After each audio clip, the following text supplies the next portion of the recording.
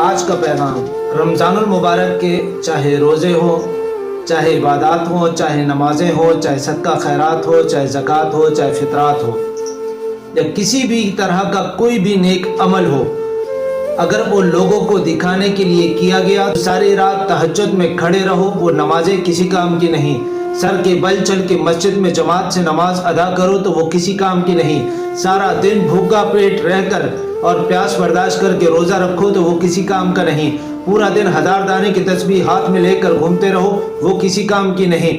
اور اگر صرف اللہ کی رضا کے لیے اور اخلاص کے ساتھ آپ اپنی عبادات کو کرتے ہو، اگر اخلاص اور اللہ کی رضا کے لیے کریں گے تو انشاءاللہ اللہ دنیا کی تمام تر مشکلات، پریشانی، غم، تکلیف، ہر چیز سے آپ کو محفوظ رکھیں گے، اور آخرت میں آپ کے لیے اللہ تبارک و تعالیٰ نے بے تحاشا انعامات تیار کیے ہوں گے۔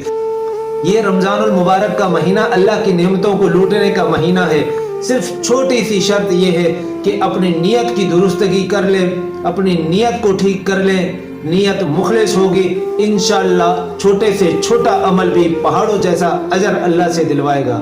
اللہ ہم سب کو اخلاص کے ساتھ عمل کی توفیق عطا فرمائے اور ہم سب کی دعاؤں کو اللہ قبول فرمائے۔